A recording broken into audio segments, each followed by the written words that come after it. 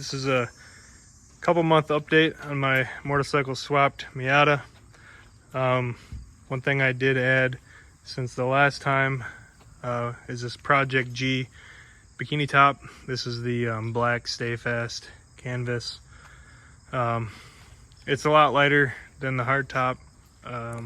Gives it a little bit of a better look. Not quite as good as a hard top in my opinion, but it's nice to have the wind blowing around and stuff. It's kind of fun.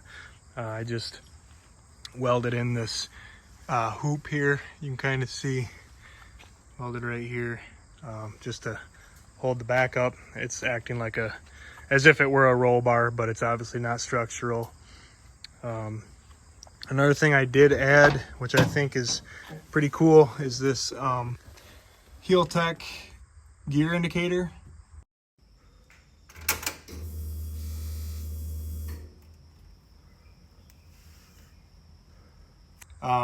It's made for the CBR 1000. It just hooks right into the motorcycle diagnostic port and gives you gear indicators with a calculation. It's kind of fun to have it in a car. Really gives it that rally feel inside the cockpit. And then one more thing, I'm really liking Heel Tech's electronics. I had never heard of them before I started doing this motorcycle stuff. They make this box here called the Speedometer, and what that is you can it just interrupts the vehicle speed sensor, and you can change the numbers on here, the value, to match your speedometer in the car or on the motorcycle, if you will, to whatever the actual GPS speed is. So that's cool. I got the speedometer all dialed in with that, gear indicator, bikini top, and I've just been driving it. Got a little over 300 miles on it. Doesn't seem like a lot, but it's kind of just a weekend car, and I drive it to work here and there. It's been great. The only thing that did let me down once was a bolt actually backed out here, right here. Hope you can see it. The bolt fell out, and I was cruising in first gear in town and couldn't shift. So I ended up just making it home in that first gear and throwing another bolt into the lock washer. But other than that, it's been no issues, knock on wood. So let me know if you guys have any questions, throw them in the comments. One thing I did want to address, if anyone is still listening, is a lot of people were talking about the oil pan issue, or the oiling issue with the lateral G-forces in a motorcycle not being in the car now, that the engine's not going to be leaning, yada, yada, yada, like Matt Brown described. One thing I do want to say is he modified his oil pan.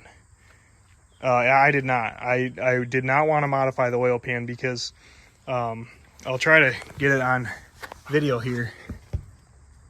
It's hard to see, but basically the oil pan is like super deep.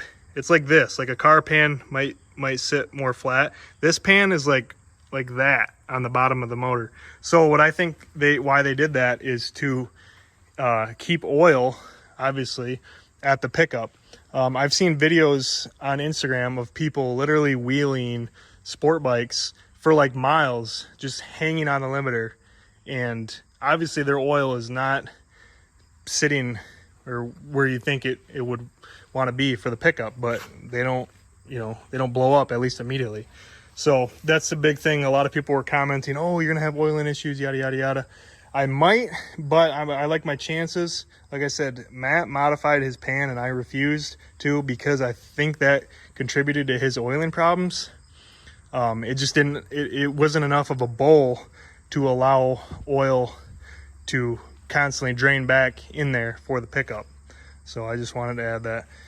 Thank you everyone for the positive comments, the negative comments, whatever. It's all fun. I know most of you guys out there that are watching my stuff appreciate this build. for what it is. A lot of people are like, oh, it's not as fast as this or that. Well, it's not built to be a highway monster, you know. It's built to make cool noises, to shift really fast, and to just be a little fun go-kart for the street, and that's exactly what it is.